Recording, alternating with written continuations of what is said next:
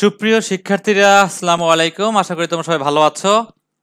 Thumbnail ও title দেখে তোমরা already বুঝতে পেরেছো আজকের ক্লাসটা হচ্ছে 2021 সালের এসএসসি পরীক্ষায় অংশগ্রহণকারী শিক্ষার্থীদের অ্যাসাইনমেন্ট, শুধু বিজ্ঞান শাখা শিক্ষার্থীদের জন্য এটা। অর্থাৎ যাদের হায়ার ম্যাথ আছে, অর্থাৎ যাদের বিজ্ঞান শাখায় উচ্চতর গণিত মেইন সাবজেক্ট আছে এবং বায়োলজি অর্থাৎ জীববিজ্ঞান ফোর্থ সাবজেক্ট, তাদের জন্য কিন্তু উচ্চতর গণিতটা করতে হবে। অর্থাৎ এই বিষয়ের অ্যাসাইনমেন্ট তাদের করা বাধ্যতামূলক। অ্যাসাইনমেন্টের যে টোটাল আমি যেটা দেওয়া হয়েছে গভর্নমেন্ট থেকে সবগুলো নামিয়ে দেখেছি। এখানে বলা হয়েছে প্রত্যেকের গ্রুপ ভিত্তিক যে 3টা সাবজেক্ট আছে, অর্থাৎ সায়েন্সদের জন্য ফিজিক্স, কেমিস্ট্রি, বায়োলজি ও হায়ার ম্যাথ, এর মধ্যে যারা বায়োলজি ফোর্থ সাবজেক্ট নিয়েছে সেটা করতে হবে না, আবার যারা হায়ার ম্যাথ ফোর্থ সাবজেক্ট নিয়েছে তাদের হায়ার ম্যাথ করার দরকার নেই। তো তারই ধারাবাহিকতায় ফান্ডামেন্টাল ম্যাথ ল্যাবে এর আগেও আমি অ্যাসাইনমেন্টের ভিডিও তোমাদের দিয়েছি, কিন্তু একটা কথা মাথায় রাখতে হবে, হুবহু কপি না করে নিজে বুঝে নিজের মতো করতে হবে। এবং প্রথম 1 নম্বর কথা হচ্ছে তোমার স্কুলের টিচারের সাথে তুমি সাক্ষাৎ করে, অর্থাৎ তার সাথে ডিসকাস করে জিনিসটাকে ভালো করে বুঝে অ্যাপ্রুভ করে করো। কারণ ইউটিউবে প্রচুর ভিডিও আছে, অনেকে প্রচুর পরিমাণে ভুল দিচ্ছে এবং অনেক ছেলেপানা লিখতেছে, আবার পরে ওই ইউটিউব চ্যানেলে আবার বলতেছে এটা ভুল হয়েছে, পরে আমি নেক্সটে ভালোটা আবার দিচ্ছি। অর্থাৎ এই যে টাইম নষ্ট, এই টাইম নষ্টটা না করে সুন্দর করে আগে দেখো, নিজে রাফে সুন্দর করে করো, তারপরে মেইন অ্যাসাইনমেন্ট তোমরা শুরু করো, তাহলে সবচেয়ে বেটার হবে আমার যেটা মনে হয়। তো অলরেডি তোমরা জানো এটা একটা ম্যাথ চ্যানেল, তো এখানে ম্যাথ সম্বলিত অনেক ভিডিও আমাদের চ্যানেলে আছে। ইন্টারের অর্থাৎ এইচএসসিতে তোমরা আগামী বছর এইচএসসি তে উত্তীর্ণ হবে, এইচএসসির অনেক ম্যাথ এখানে অলরেডি আপলোড করা আছে। 6 টু অনার্স যতগুলো ম্যাথ আছে, জব ম্যাথ, সব বিষয়ে এখানে হেল্প করা হবে। তো সবাই অবশ্যই সাবস্ক্রাইব করে রাখবে এবং ফ্রেন্ডদের শেয়ার করে দাও, যাতে সবাই বিষয়টা বুঝতে পারে। আমার টার্গেট হচ্ছে বুঝানো, মার্কের বিষয়টা এখানে কোনো টার্গেট না, তুমি তোমার নিজের মতো করে করবে। তো এখানে দেখা যাচ্ছে একটা অক্ষরেখা দেওয়া আছে, X X prime Y Y prime, ও একটা পঞ্চভুজ, অর্থাৎ যেহেতু 5টা বাহু, যেহেতু ভুজ 5টা, তাই মানে পঞ্চভুজ। পঞ্চভুজের শীর্ষবিন্দুগুলো দেওয়া আছে এবং বলে দেওয়া আছে যে শীর্ষবিন্দুগুলো ঘড়ির কাঁটার বিপরীত দিকে আবর্তিত, অর্থাৎ তোমার কিন্তু নতুন করে ঘড়ির কাঁটার বিপরীত দিকে বিবেচনা করতে হবে না বা নিতে হবে না, এখানে বলেই দেওয়া আছে।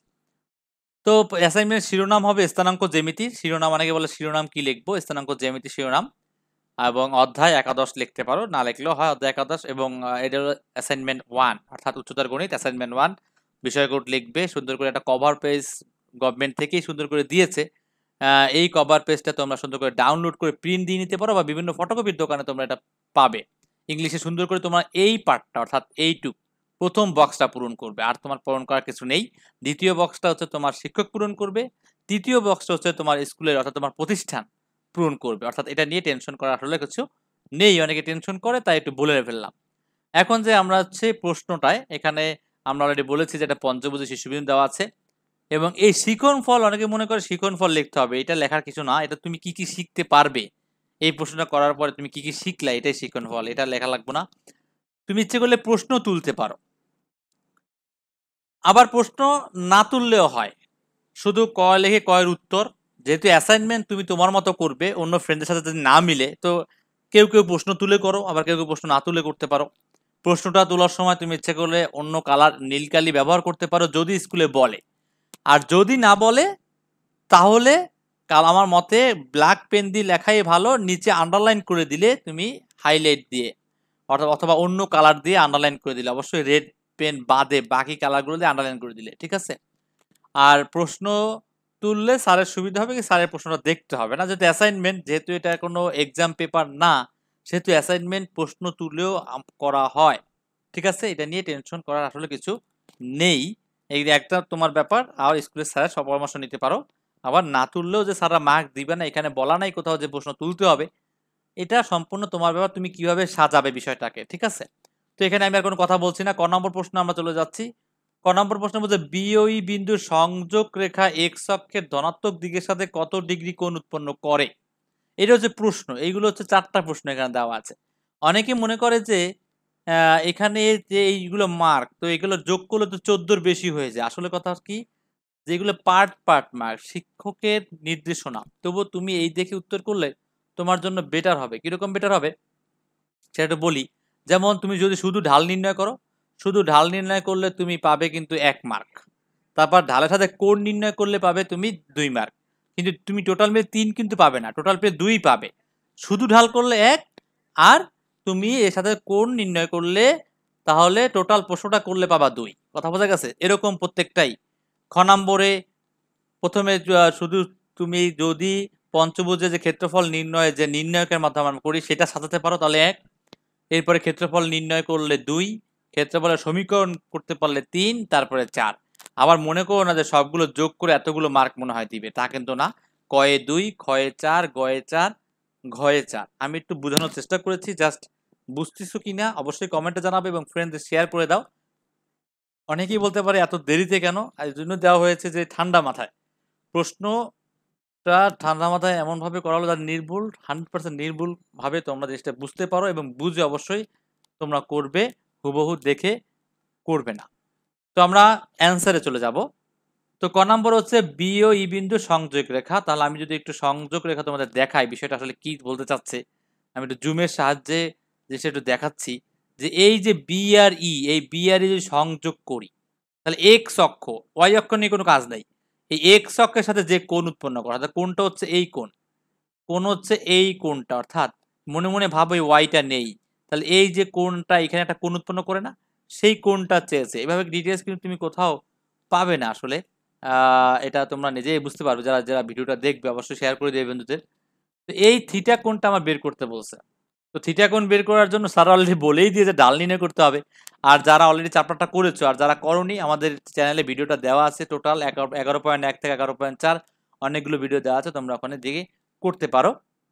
তো এটা হচ্ছে তোমার ঢাল নির্ণয় করে একটা সূত্র আছে এম সমান ট্যান থিটা, এটা দিয়ে করব। যাই হোক, আমি এখন উত্তরে চলে যাই। তো আমরা বোর্ডে চলে আসলাম, দেওয়া আছে বি ও ই বিন্দু আমরা লিখলাম। বি বিন্দু হচ্ছে -4 -2, যা তোমরা এখান থেকেও দেখতে পাবে, বি বিন্দু -4 -2, আর ই বিন্দু ছিল 6, 8। তো আমরা এটা কিন্তু এখানে বোর্ডে অলরেডি লিখে ফেললাম। এখন আমরা কি করব, এখন দিয়ে বি রেখার ঢাল, তাহলে এখন লিখবো, এখন দিয়ে ডাইরেক্ট আমরা লিখবো যে বিই রেখার ঢাল, অথবা তোমরা এটাও লিখতে পারো যে বি ও ই বিন্দু সংযোগ রেখার ঢাল। ঠিক আছে, যে যার মতো করে লেখো, অবশ্যই তোমরা সেম জিনিস লিখবে না, একটু আলাদা আলাদা করে লিখলে কি হবে বিষয়টা, স্যাররা বুঝতে পারবে যে তুমি নিজের মতো করে করছো। সবাই সেম জিনিস না লেখাই বেটার অ্যাসাইনমেন্টে। তো বি রেখার ঢাল কেউ কেউ লিখবে বি ও সি ই বিন্দুর সংযোগ রেখার ঢাল। তো ঢালকে আমরা এম এর মাধ্যমে প্রকাশ করি, এম দিয়ে প্রকাশ করি। তো আমি এম জিনিসটা এখানে লিখে দিচ্ছি, ঢাল এম সমান, সূত্রটা হচ্ছে কি, y2 minus y1 by x2 minus x1। কেউ ডাইরেক্ট করতে পারো, সূত্র না লিখে, আমি সূত্র লিখে দিচ্ছি। তো এর মান বসাই, এখানে y2 এর মান হচ্ছে 8, তাহলে 8 মাইনাসে মাইনাসে +2 হয়ে গেল। তুমি ইচ্ছে করলে 8 লাইন বাড়িয়ে মাইনাস দিয়ে ব্র্যাকেটে -2 দিতে পারো। এরপরে 6 মাইনাসে মাইনাসে +4, এটা তোমার একদম ইচ্ছা। আমি ডাইরেক্ট করে দিচ্ছি, যেহেতু টাইম বেশি নষ্ট করার কোনো দরকার নেই, কিন্তু তুমি সুন্দর করে বাসায় বসে এভাবে করতে পারো। তো ঢালের আমরা কত পেলাম, 1 পেলাম। তোমরা নিচে নিচে লিখবে, আমি পাশাপাশি লিখে দিলাম। তো বি রেখার ঢাল আমরা কত পেলাম, m সমান 1। ঠিক আছে, এটা হচ্ছে ঢাল। আর আমরা জানি ঢালকে থিটার সাথে তুলনা করলে তখন ট্যানের সম্পর্ক, কারণ এটা হচ্ছে লম্ব, এটা হচ্ছে ভূমি, আর লম্ব বাই ভূমি হচ্ছে ট্যানের সম্পর্ক। তো এখানে আমরা এই কথা লিখবো যে মনে করি বি রেখা, মনে করি লিখে দেবা যে মনে করি বিই রেখা এক্স অক্ষের, ধনাত্মক দিকের সাথে, অর্থাৎ ওই যে প্রশ্নে যে কথা লেখা ছিল, ধনাত্মক ধনাত্মক দিকের সাথে কি কোণ উৎপন্ন করে। ধনাত্মক, আমি তটা আগে লিখবো, আমি ভুলে লিখে ফেলছি। দেখো, ধনাত্মক দিকের সাথে থিটা কোণ উৎপন্ন করা, অর্থাৎ আমি এটা মনে করে নিলাম থিটা কোণ উৎপন্ন করা, সেই থিটার মানটাই আমি কিন্তু বের করব। থিটা কোণ উৎপন্ন করে, মনে করি বি রেখা, যেহেতু বি ও বি, অনেকে লিখতে পারো বি ও ই বিন্দু সংযোগ রেখা, তাও হবে, বা বি রেখা লেখো তাও হবে। বি রেখা এক্স অক্ষের ধনাত্মক দিকের সাথে থিটা কোণ উৎপন্ন করে, এই কথাটা আগে লিখে তারপরে লিখবো আমরা আমরা জানি। ঠিক আছে, তো আমি একটু নিচের দিকে যাচ্ছি। অলরেডি তোমরা বুঝছো ঢালটা কিভাবে করবো, Y two minus Y one, X two minus X one, অর্থাৎ ঢাল কিন্তু 1 হবে। তাহলে আমরা জানি ঢাল এম সমান ট্যান থিটা। ঠিক আছে, এই কথাটা আমরা লিখে দিব। তাহলে আমরা জানি বা জানা আছে, কেউ জানা আছে লিখতে পারো, যে এম সমান বা ট্যান থিটা সমান এম, আমি ট্যান থিটা সমান এমও লিখি। ট্যান থিটা সমান হচ্ছে এম, এম হচ্ছে ঢাল। তাহলে বা লিখে আমরা লিখতে পারি ট্যান থিটা সমান হচ্ছে 1, অর্থাৎ এম এর মানটা বসালাম। তো বা লিখে আমি পাশাপাশি করছি, জায়গাটা আমি নিচে যাচ্ছি না আর, তাহলে তোমার নিচে নিচে করবে যে ট্যান থিটা সমান ট্যান 45। এখন অনেকে 45 লিখতে পারো অথবা পাই/4 লিখতে পারো, এটা তোমার ইচ্ছা, বা থিটা সমান 45।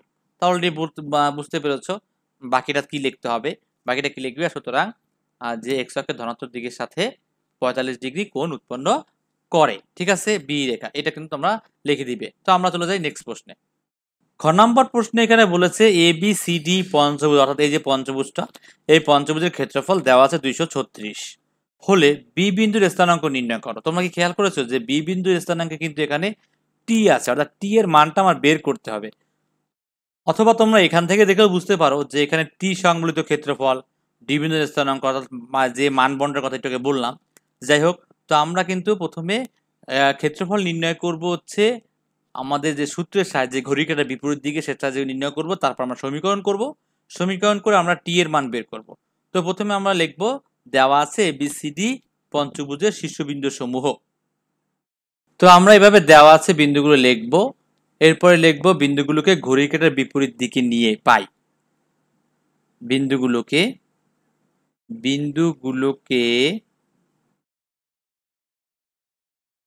ঘড়ির কাঁটার বিপরীত দিকে নিয়ে পাই।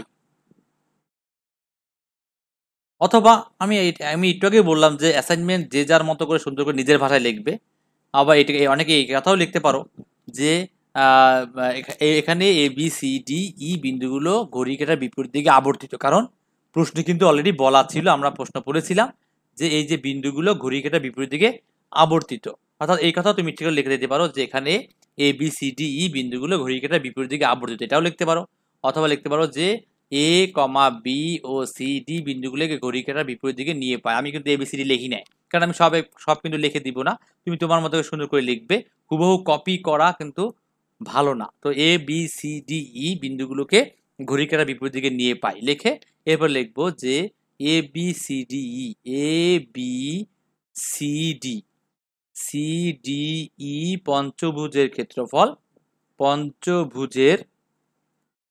ক্ষেত্রফল লিখে আমরা ক্ষেত্রফলের যে সূত্রটা, নির্ণয়কের যে সূত্রটা, যে হাফ ইন্টু যে বিন্দু থেকে শুরু করে, যেহেতু ঘড়ি কাঁটার বিপরীত দিকে আমরা এ থেকেই শুরু করি, তাহলে -12 10, তারপর হচ্ছে -4 -2, তারপর হচ্ছে 6 -8, তারপর হচ্ছে T3, তারপর হচ্ছে 6 8, এভাবে আমরা লিখে যেটা প্রথমে লিখেছিলাম তাকে আবার লাস্টেও লিখতে হবে, এই ভুলটা কিন্তু করা যাবে না। এরপরে বর্গ একক লিখতে হবে, বর্গ একক না লিখলে আবার কিন্তু তুমি মার্ক পাবে না, কারণ ক্ষেত্রফলের একক হচ্ছে বর্গ একক, এটা কিন্তু লিখে দিতে হবে।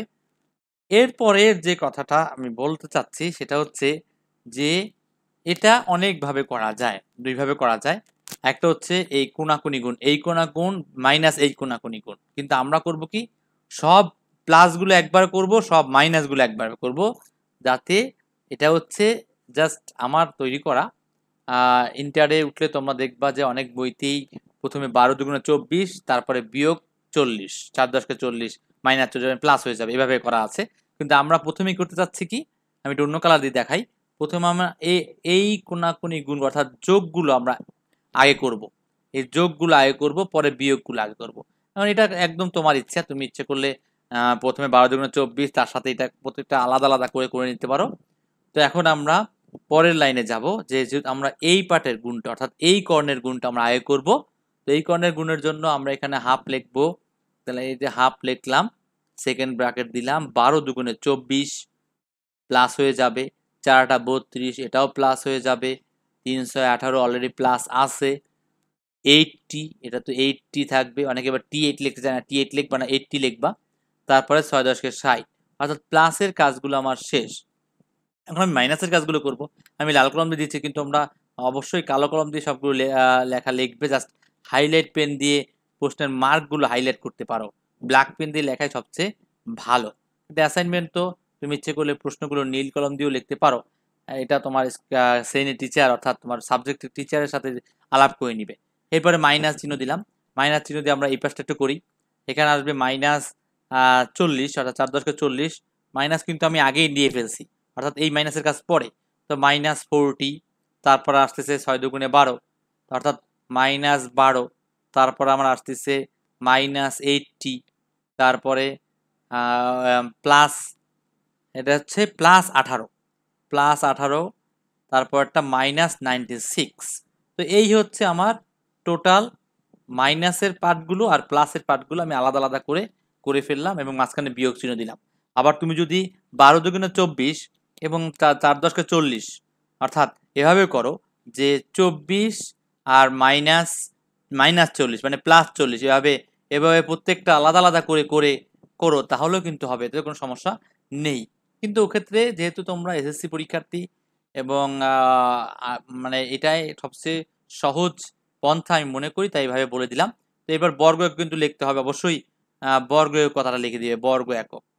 তো এই হচ্ছে এখন এখন ক্যালকুলেশন করে আমরা এখানে সবগুলো যোগ, তো সবগুলো যোগ করে ফেলবো, আর এখানে বিয়োগগুলো করে আমরা ক্যালকুলেশন করে ফেলবো। যোগ করলে 24 32 32 আর 18 50, 24 আর 60, এর টোটালটা যোগ করলে হয় 134। তো 134 প্লাস 80 থাকে এখানে, আর এখানে আমার থাকে হচ্ছে 40 আর 96, 136, 136 থেকে 136 থেকে হচ্ছে 136 আর 12, 148 থেকে 18 গেলে আমার থাকবে 130 মাইনাস, কিন্তু সেই মাইনাস 130-এর সাথে এই মাইনাস সামনে মাইনাসের জন্য প্লাস 130 হয়ে যাবে, তো প্লাস 130, আর এখানে মাইনাস 80 ছিল, মাইনাসে মাইনাসে প্লাস 80। আমি একটু ডাইরেক্ট করলাম, এজন্যই যে তুমি তোমার মতো করে সুন্দর করে ভাঙিয়ে ভেঙে ভেঙে সুন্দর করে করবে। কথা বোঝা গেছে? তুমি এটা যোগ করে দেখো, তুমি প্রথমে এই ব্র্যাকেটের ভিতরে যোগটা করবে, তারপর এই ব্র্যাকেটের ভিতরে যোগ বিয়োগ করবে, তাহলে এই ব্র্যাকেটের ভিতরে তুমি পাবে মাইনাস 130 মাইনাস 80, অর্থাৎ মাঝখানে একটা লাইন করে পরের লাইনে তুমি ব্র্যাকেট ধরে তুলবে। কিন্তু আমি কিন্তু ডাইরেক্ট একবারে করে দিয়েছি, ঠিক আছে, কারণ হুবহু আমারটা কপি করবে না। এরপরে আমরা কি করব, এখান থেকে আমরা যোগ করে 2 কমন নিয়ে নিব।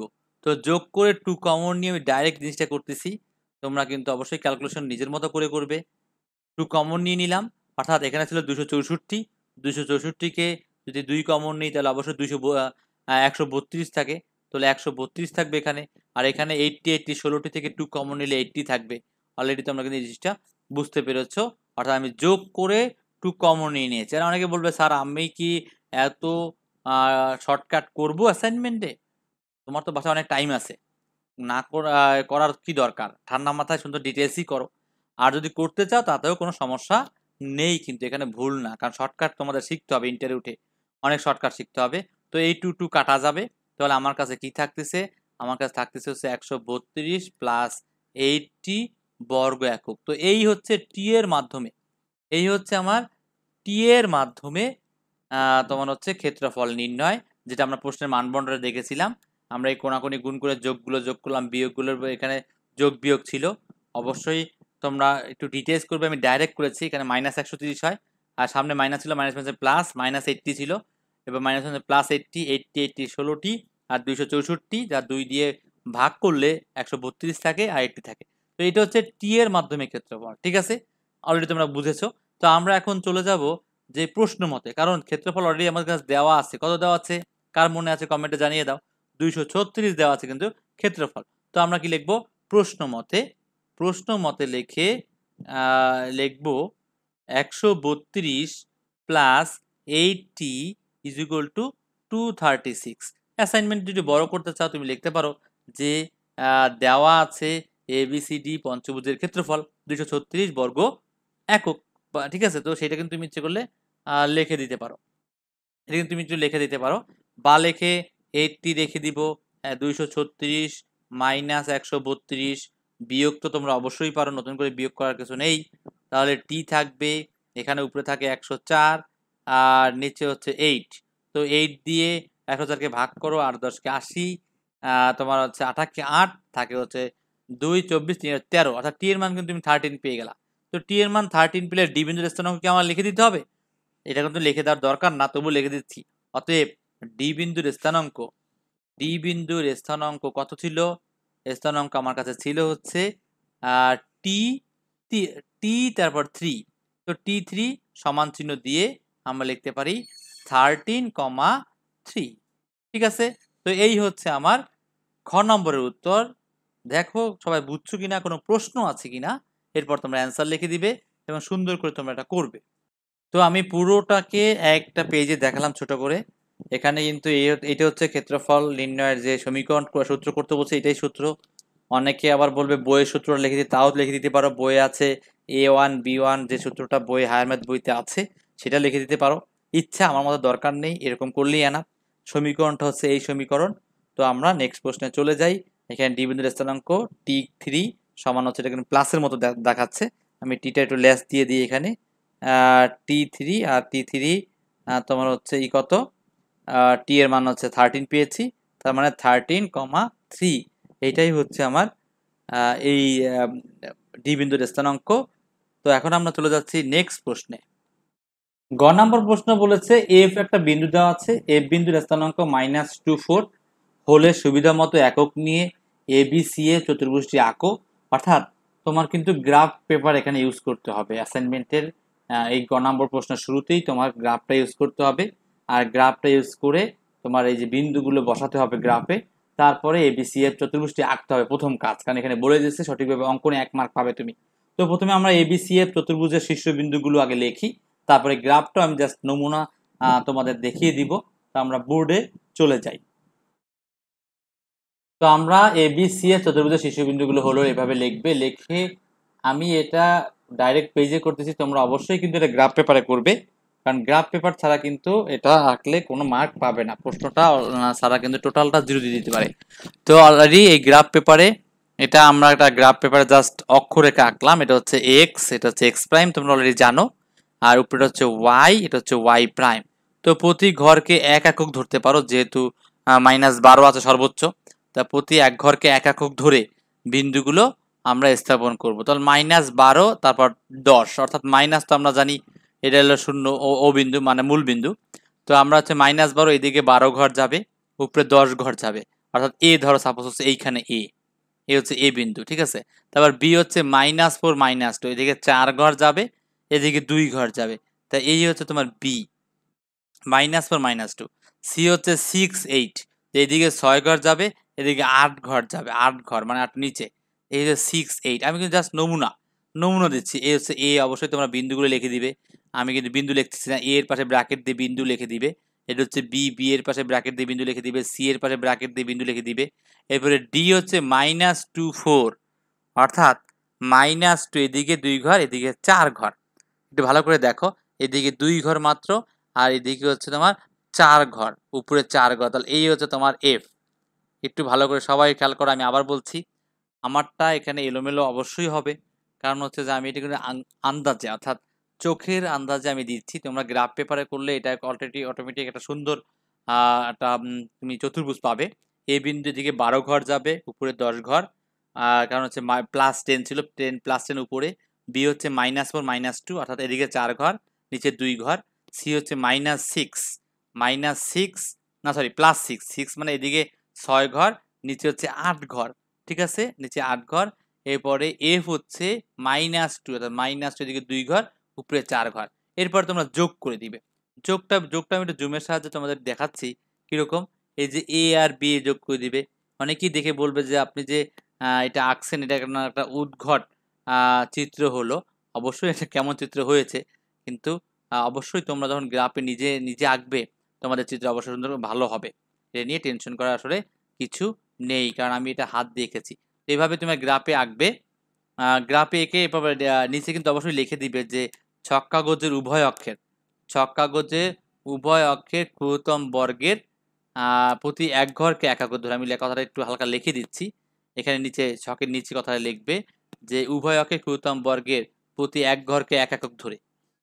হ্যাঁ, আর এর বেশি দেখার দরকার নেই। অনেকে লিখতে চায় যে মনে করি X X prime Y Y prime যথাক্রমে এক্স অক্ষ ওয়াই অক্ষ ও তাদের মূলবিন্দু। এত বড় করে লেখার দরকার নেই, কারণ এই এটা এক মার্ক। শুধুমাত্র তুমি এটা লিখবে যে ছক কাগজের উভয় অক্ষের, ছক কাগজের উভয় অক্ষের, উভয় অক্ষের ক্ষুদ্রতম বর্গের, উভয় অক্ষের ক্ষুদ্রতম ক্ষুদ্রতম বর্গের প্রতি প্রতি এক বাহুর দৈর্ঘ্যকে, প্রতি এক বাহুর দৈর্ঘ্যকে একক ধরে। ওকে, দৈর্ঘ্যকে একক ধরে এই কথা তোমরা একটু লিখে দিবে, তাহলে এনাফ, আর লাগবে না, এই একটা লাইন লিখে দিলেই হবে।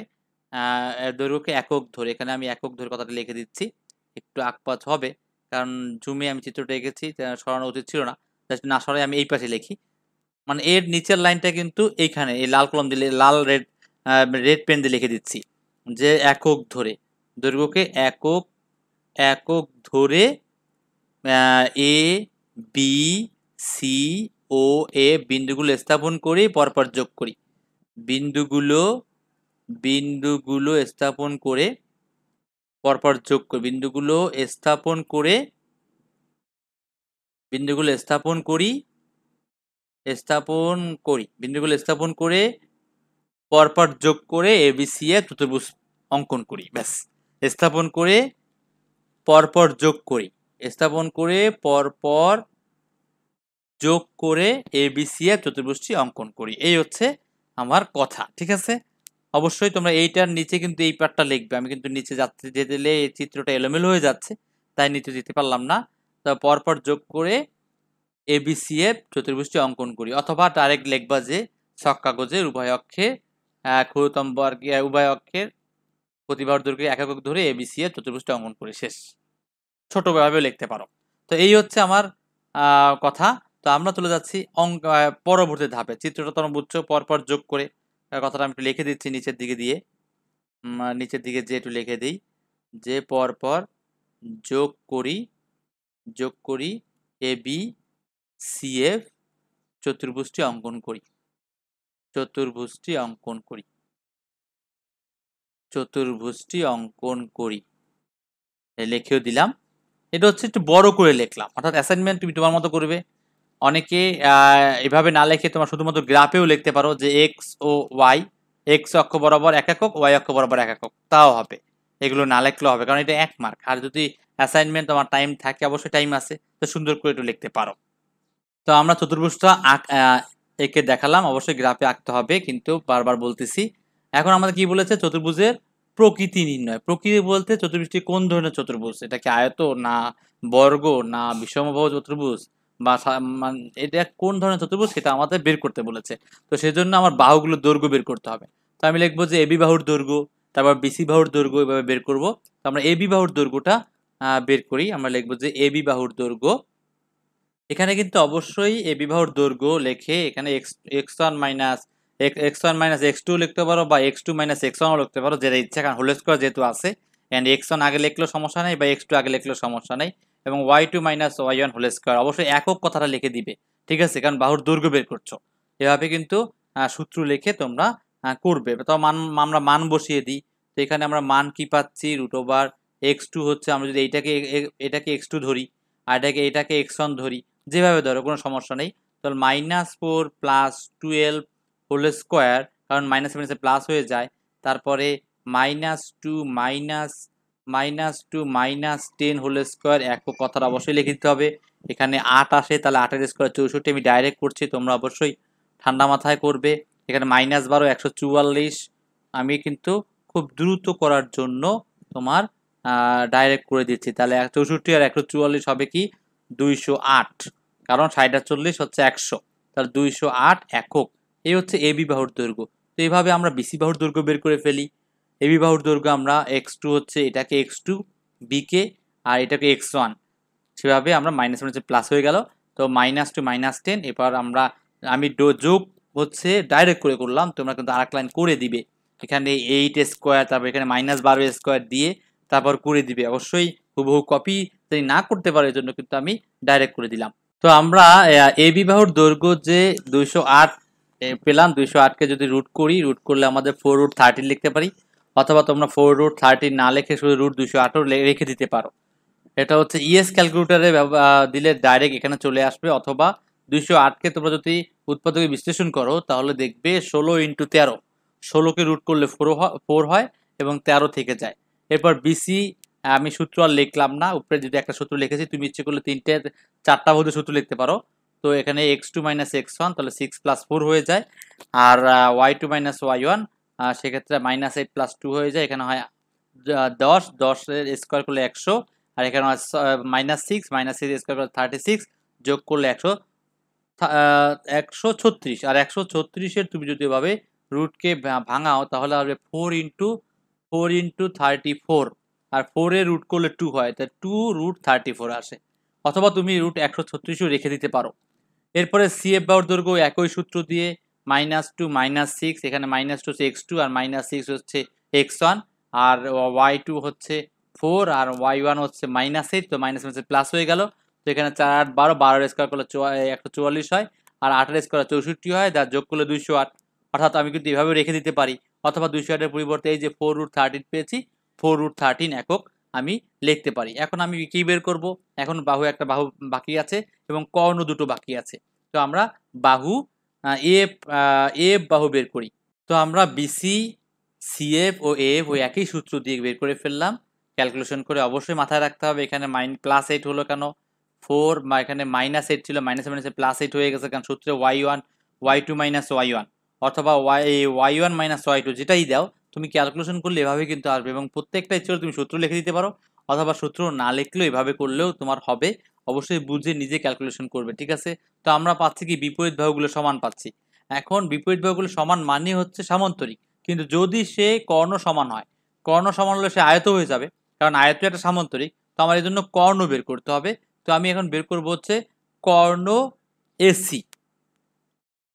তো আমরা বাহুগুলোর দৈর্ঘ্য বের করে কর্ণ দুটো এভাবে একই নিয়মে সিকে x2 y2 আর একে x1 y1 ধরে সূত্র বসিয়ে করলাম, তাহলে 6 -12 ছিল +12 হয়ে গেল, তা 18, 18 স্কোয়ার 324, এখানে -18 হয়, তার স্কোয়ার করলে 324 হয়, 324 হবে 648, তো এখানে কিন্তু 648 হচ্ছে। তাহলে এই হলো 648 পেলাম, 648-এর রুট করলে কিন্তু 18√2 পাওয়া যায়। ওইভাবে উৎপাদক বিশ্লেষণ করে কিন্তু তোমরা করতে পারো, অথবা 648ও রেখে দিতে পারো। এবার কর্ণ বিএফ একই নিয়মে এফ বিন্দুকে আমরা x2 y2 ধরে, আর এটাকে x1 y1 ধরে উপরে যে সূত্র লিখছিলাম যে x2 - x1, তো -2 + 4 আর y2 - y1, তাহলে +2 হয়ে যায়। তো এটা 6 স্কোয়ার 36, আর 2 স্কোয়ার 4, তা 4 আর 36 14, 40কে রুট করলে কি 2√10 একক হয়, 40কে রুট করলে হচ্ছে 2√10 একক। তো এই হচ্ছে আমার এসি কর্ণ বিএফ। দেখা যাচ্ছে যে কর্ণ দুটা মিল নেই, কিন্তু বিপরীত বাহু মিল, তার মানে এটা সামান্তরিক। কিন্তু আমরা কিন্তু এখানে লিখে দিব যে এখানে বাহু, এখানে বাহু এ বি সমান, অর্থাৎ যে বাহুগুলো মিল এবং যে কর্ণগুলো মিল নেয়, তো আমরা এটা লিখে দিব যে আমরা এভাবে লিখতে পারি যে এখানে এ বি কার সমান, উপরে আমরা দেখেছি এ বি হচ্ছে সিএফ এর সমান, এ বি সমান সিএফ, ও বিসি সমান, বিসি হচ্ছে আমার এফ এর সমান, বিসি সমান এফ, এবং কর্ণ, এবং কর্ণ কর্ণ সমান নয়, অর্থাৎ কর্ণ যে দুটো পেলাম, কর্ণ দুটো কিন্তু আমার সমান নয়। তাহলে কর্ণ এসি নট ইকুয়াল টু, কর্ণ কথাটা আমি লিখে দিই, কর্ণ এসি নট ইকুয়াল টু কর্ণ বিএফ। ঠিক আছে, তার মানে দুটো বাহু সমান কিন্তু কর্ণ সমান না, বিপরীত বাহু সমান কর্ণ সমান না। তাহলে সুতরাং এ বি সি এফ চতুর্ভুজটি সামান্তরিক। হ্যাঁ, চতুর্ভুজটি সামান্তরিক। তা তোমরা এই জাতীয় অঙ্ক অনেক করছো, তো একদম সহজ একটা অঙ্ক, জাস্ট অঙ্কটা বড়, এই জন্য বাহুগুলোর মাপ বের করতে হবে। অবশ্যই ক্যালকুলেশন নিজে করবে, নিজে করে বুঝে করবে। তো আমার এটা নামকরণ করা শেষ, এবিসি এটা সামান্তরিক। তো এই হচ্ছে অ্যান্সার, এই হচ্ছে গ নাম্বার। দেখো কোনো প্রশ্ন আছে কিনা, তাহলে প্রশ্ন থেকে অবশ্যই কমেন্টে জানাও, ফ্রেন্ডদের শেয়ার করো, এবং সাবস্ক্রাইব করে না থাকলে অবশ্যই সাবস্ক্রাইব করে ফেলো। তো আমরা ঘ নম্বর প্রশ্নে আমরা একটু দেখে আসি। ঘ নম্বর প্রশ্নে কি বলেছে? ঘ নম্বর প্রশ্নে বলেছে যে পি ও কিউ দুটো বিন্দু এ বি ও এই রেখার উপর অবস্থিত। অর্থাৎ একটা হচ্ছে এবি রেখার উপর অবস্থিত, আর হচ্ছে তোমার এই রেখার উপর অবস্থিত। এরপর বলছে পি কিউ সরলরেখা সমীকরণ নির্ণয় করো। তো এটা কিন্তু এখানে একটা নির্দেশিকা দেওয়া আছে, এভাবে ছাড়াও কিন্তু করা যেত। কিরকম? যে যেহেতু তোমার হচ্ছে যে এবি রেখার উপর পি বিন্দু অবস্থিত, আর হচ্ছে এই রেখার উপর কিউ বিন্দু অবস্থিত, সেক্ষেত্রে ওই ঢাল দিয়ে আমরা করতে পারতাম এপি রেখার ঢাল ও বিপি রেখার ঢাল সমান করে পি বিন্দুর মান বের করে ফেলতে পারতাম। কিন্তু ওখানে বলে দিয়েছে যে তোমার এবি রেখার সমীকরণ বের করো, এই রেখার সমীকরণ বের করো। অর্থাৎ এক্ষেত্রে কিন্তু আমার এই আর এবি এর সমীকরণ লাগতো না, ডাইরেক্ট আমরা দুটো ঢাল দিয়ে, কারণ আমরা জানি যে ঢাল যদি সমান হয় তাহলে একই সরলরেখা অবস্থান করে, তারা বিন্দু তিনটি একই সরলরেখা অবস্থিত। তোমরা যারা করে থাকবে বা যারা করনি, আমাদের চ্যানেলে ভিডিও আছে, দেখতে পারো। সেভাবে কিন্তু অঙ্কটা করলে আরটা ছোট হতো। তা যাই হোক, স্যাররা যেভাবে ডিটেলসে বলছে সেভাবে করতে হবে, কারণ এখানে বলে দেওয়া আছে স্যারের নির্দেশনা যে এ বি অথবা এই সরলরেখার সমীকরণ নির্ণয় করতে হবে। তো আমরা সরলরেখার সমীকরণ নির্ণয় করে ফেলি। তো আমরা লিখবো এ বি রেখার সমীকরণ, লিখে আমরা সমীকরণ নির্ণয় করি। সমীকরণ সূত্র তোমরা অলরেডি মনে জানো যে এ Y minus Y one by X minus X one, সেই সূত্র দিয়ে আমরা সমীকরণ করে ফেলবো। তো আমরা বোর্ডে চলে গেলাম। তো আমরা ডাইরেক্ট লিখতেছি এখানে আমরা জানি লিখে আমরা ডাইরেক্ট এ বি রেখার সমীকরণ, আমরা জানি এ বি রেখার সমীকরণ, তারপর আমরা এই রেখার সমীকরণ বের করব। এ বি রেখার সমীকরণ সূত্র হচ্ছে Y minus Y one by Y one minus Y two, আর এখানে X minus X one by X one minus X two, এভাবে লিখতে পারো। অথবা অনেকে এভাবেও লেখে যে Y minus Y one by X minus X one. যে যেভাবে করতে চাও, যেভাবে তোমার লিখতে ভালো লাগে তুমি সেভাবে বিষয়টা লিখে সমীকরণ করে ফেলবে। তো এখানে ওয়াই থেকে যাবে ওয়াই ওয়ান মানে কি? ওয়াই ওয়ান মানে তোমার এর স্থানাঙ্ক, আর ওয়াই টু মানে বি এর স্থানাঙ্ক। এভাবে তুমি স্থানাঙ্কগুলো, আমি মানগুলো লিখে ফেলতেছি। তাহলে আমার ওয়াই মাইনাস টেন, যেহেতু 10 আর 12 ছিল, আর Y one minus Y two 10 plus 2, কারণ ওয়াই টু হচ্ছে মাইনাস টু ছিল প্লাস টু হয়ে গেল। তারপর এক্স প্লাস 12 মানে তোমার হচ্ছে মাইনাস 12 ছিল তাই প্লাস 12 হয়ে গেল। তারপরে মাইনাস 12 প্লাস 4, মাইনাস 4 ছিল মাইনাসের জন্য প্লাস 4 হয়ে গেল। তো আমরা ক্যালকুলেশন করে কোনাকুনি গুণ করে, আমি ডাইরেক্ট করতে পছন্দ করি, ডাইরেক্ট করে দিলাম। এটা 12 হয়, 12 দ্বারা গুণ করবো। এটা মাইনাস 8 হয়, এটা মাইনাস 8 দ্বারা গুণ করবো। তাহলে মাইনাস 8y প্লাস 80। অলরেডি তুমি বুঝতে পেরেছো, তোমরা একটু ডিটেলস করবে।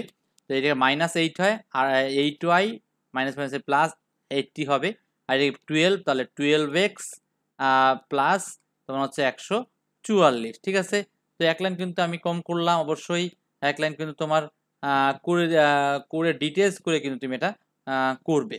তো আমরা এখন কি করতে পারি?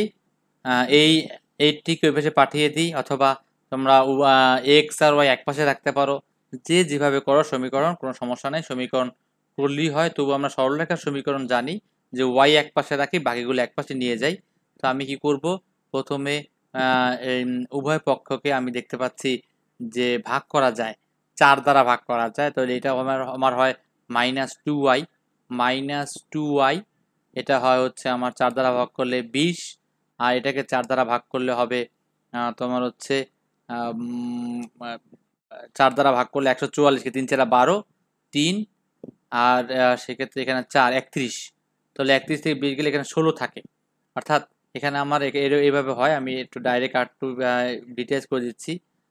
4 দ্বারা ভাগ করে এখানে 3x, এখানে আমার 3 4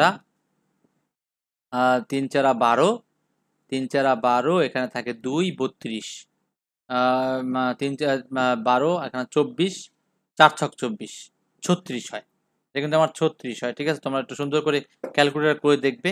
তো আমরা 20টাকে বেশি পাঠিয়ে দিই। তো আমরা এখানে অবশ্যই তুমি সাইড নোটে লিখে দিবে 4 দ্বারা ভাগ করে, 4 দ্বারা ভাগ করে তুমি সাইড নোটে লিখতে পারো। তা বা লেখে আমি সমীকরণটা পাচ্ছি, তাহলে কি সমীকরণটা এরকম পাচ্ছি যে 3x প্লাস 2y, অর্থাৎ 2y টি নিয়ে গেলাম, 36 এভাবে পাঠাই দিই, তাহলে -16। এভাবেও লিখতে পারো, অথবা তুমি শুধু 2yটা রেখে দিতে পারো, বাকিটা এই পাশে পাঠিয়ে দিতে পারো, তাহলে 3x প্লাস 16 হতো।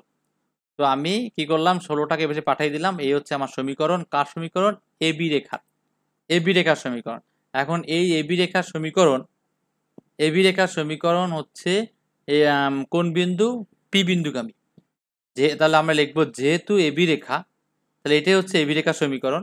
তারপর লিখবো আমরা যে যেহেতু এবি রেখা পি বিন্দুগামী, যেহেতু এবি রেখা পি বিন্দুগামী, সুতরাং পি বিন্দু দ্বারা সিদ্ধ হবে। এই কথাটা লিখে দিয়ে, যেহেতু এবি রেখা সমীকরণ, যেহেতু এবি রেখা পি বিন্দুগামী, সুতরাং পি পি হচ্ছে এইচ কে বিন্দু দ্বারা সমীকরণটি সিদ্ধ হবে। সমীকরণটি সিদ্ধ হবে, এই কথাটা আমরা লিখে দিতে পারি। এটা বইয়ের একটা কথা। তো আমরা অর্থাৎ এক্স এর জায়গায় এইচ বসাবো এবং ওয়াই এর জায়গায় কে বসাবো। তাহলে সুতরাং কি হবে? সুতরাং 3h plus 2k is equal two -16। 3h plus 2k is equal two -16। এটা আমি 1 নং সমীকরণ পেলাম। 1 নং সমীকরণ হিসেবে আমি রেখে দিতে পারি। তো একই নিয়মে আমি অন্য সমীকরণ, অর্থাৎ একটু আগে যেটা আমরা করলাম যে এবি রেখার সমীকরণ, ঠিক একই নিয়মে এই রেখার সমীকরণ আমরা বের করে ফেলবো। ঠিক আছে? তো আমরা এই রেখার সমীকরণে একই সূত্র y1 minus y2 by y minus y1 by y1 minus y2 x minus x1 by x1 minus x2 দিয়ে আমরা মান বসিয়ে ফেললাম। এখানে y1 আমি a কে ধরলাম আর y2 হচ্ছে b কে ধরলাম।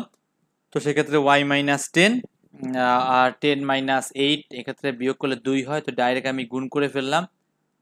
2x প্লাস 24 আর এখানে মাইনাস 18 হয়, তা মাইনাস 18 হয় প্লাস 180। তো সেক্ষেত্রে আমরা ক্যালকুলেশন করলাম। ক্যালকুলেশন করলে আমরা এখানে সাইড নোট আমরা দিতে পারি 2 দ্বারা ভাগ করে। এখানে আমরা 2 দ্বারা ভাগ করেছি, তাহলে মাইনাস 9y প্লাস 90। এখানে 2x 12, তো x এই 9y 2 ভেজে পাঠিয়ে দিয়েছি, তাহলে x প্লাস 9y আর 12 এই পেশে আসলে 78। তো এটা হচ্ছে x প্লাস 9y 78। এরপর আমরা লিখবো যেহেতু এই রেখা কিউ বিন্দুগামী, তো আমরা লিখবো এই কথা আবার এখানে একটু আগে যে কথা লিখছি পি বিন্দুগামী, তো এখানে একই কথা লিখবো যেহেতু এই রেখা, যেহেতু এই রেখা কি বিন্দুগামী? এই রেখা আমার হচ্ছে তোমার কিউ বিন্দুগামী। হ্যাঁ, কিউ বিন্দুগামী। এরপর লিখবো সুতরাং কিউ বিন্দু ছিল কি আমার কেএইচ, কিউ কেএইচ দ্বারা সমীকরণটি, এত বিন্দু দ্বারা সমীকরণটি সিদ্ধ হবে। কোন সমীকরণটি? অবশ্যই এই সমীকরণটি, এই রেখার সমীকরণটি।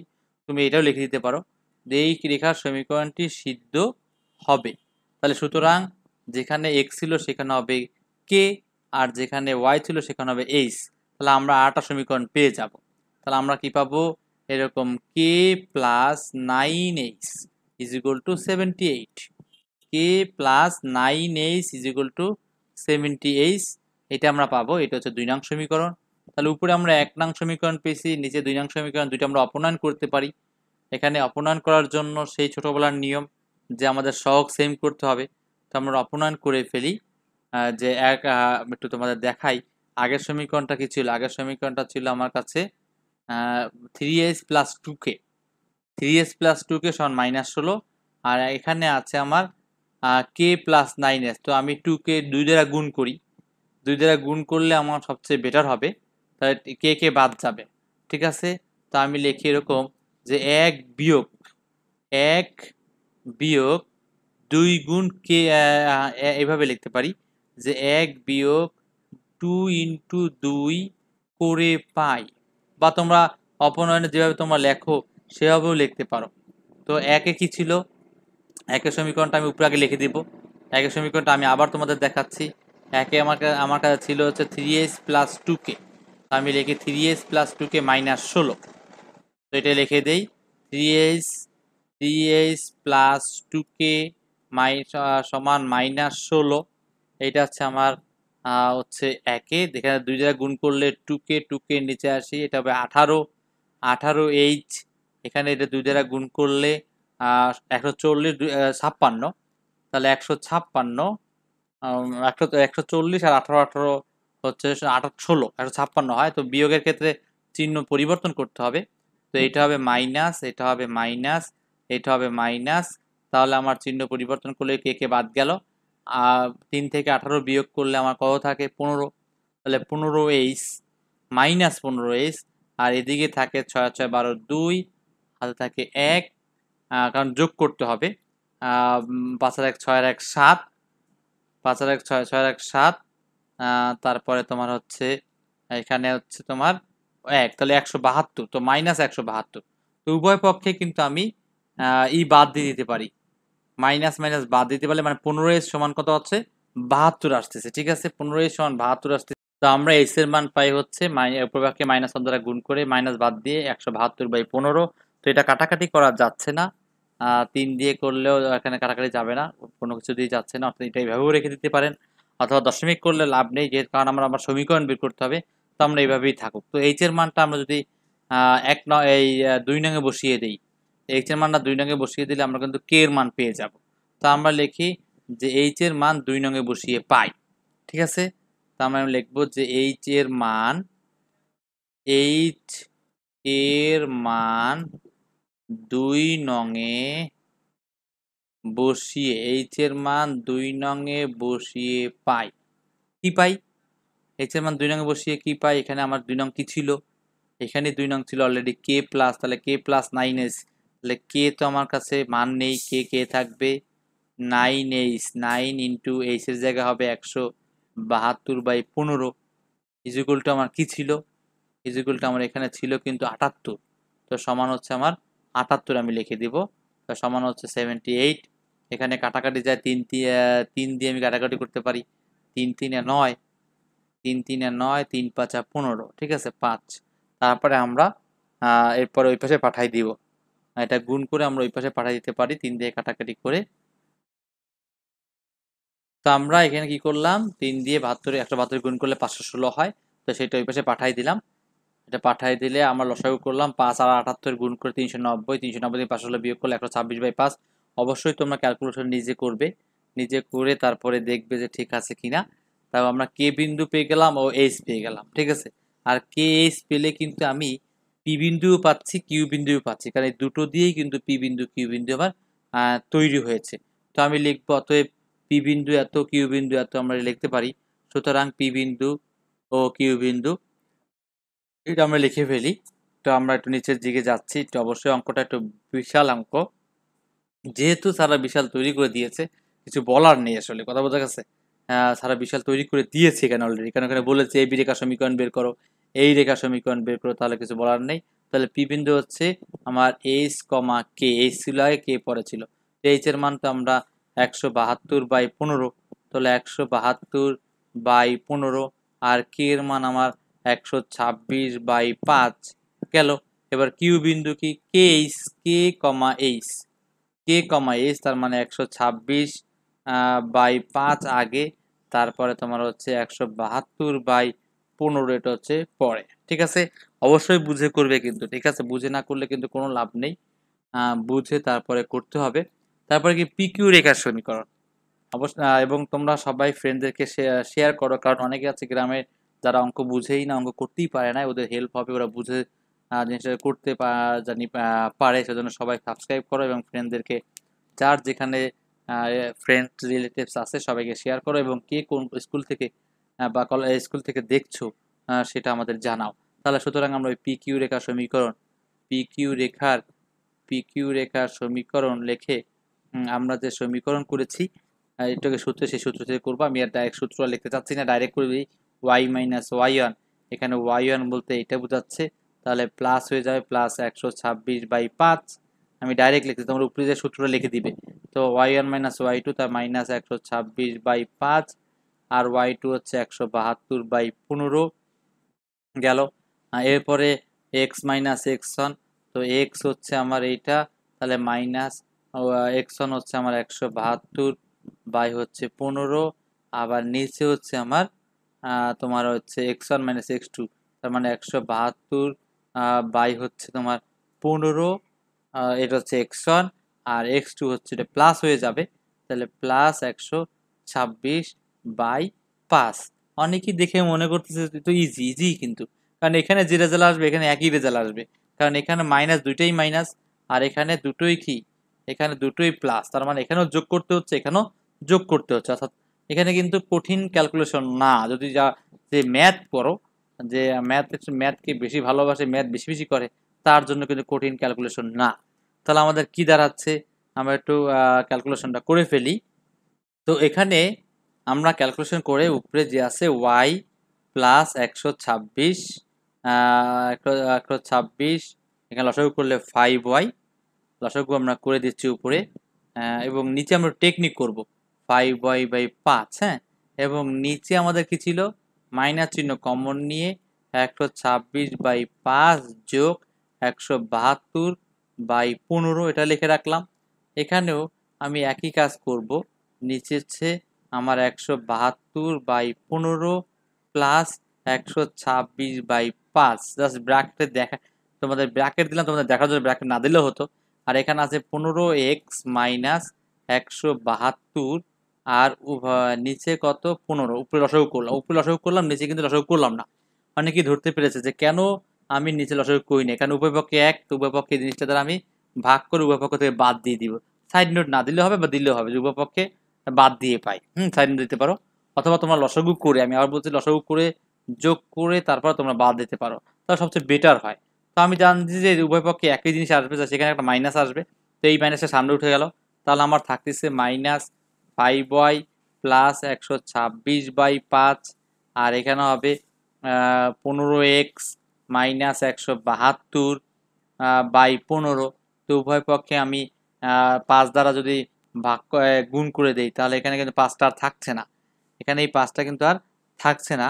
তাহলে আমার হবে কি, যে এরকম হচ্ছে, তবে এখানে 3 থাকতেছে, তো আমার এটা মাইনাস, যেহেতু মাইনাসটা ভগ্নাংশের সামনে ছিল, তো ব্র্যাকেট দিয়ে 5y প্লাস 126, আর এখানে হচ্ছে 15x মাইনাস 172/3।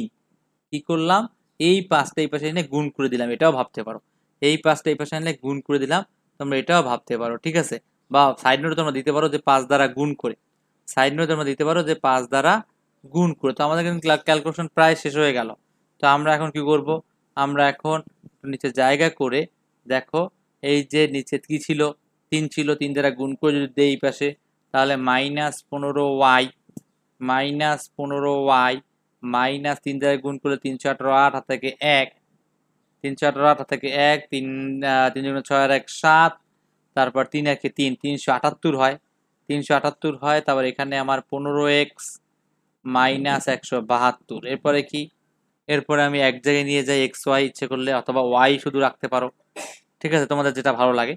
তো আমরা এক্স আর ওয়াই এক জায়গায় নিয়ে যাচ্ছি, তাহলে আমাদের আছে 15x প্লাস 15y, এই ওয়াইটি পাশে পাঠিয়ে দিলাম, আর মাইনাস 378 প্লাস 172, কথা বোঝা গেছে। অর্থাৎ এই 172টা এই পাশে পাঠিয়ে দিছি, আর 15y এই পাশে পাঠিয়ে দিচ্ছি। আমি আবার বলছি, এই 15yটা আমরা কিন্তু ডান পাশে নিয়ে আসছি, আর 172কে বাম পাশে নিয়ে গেছি, এবং টোটালটা ঘুরিয়ে দিয়েছি।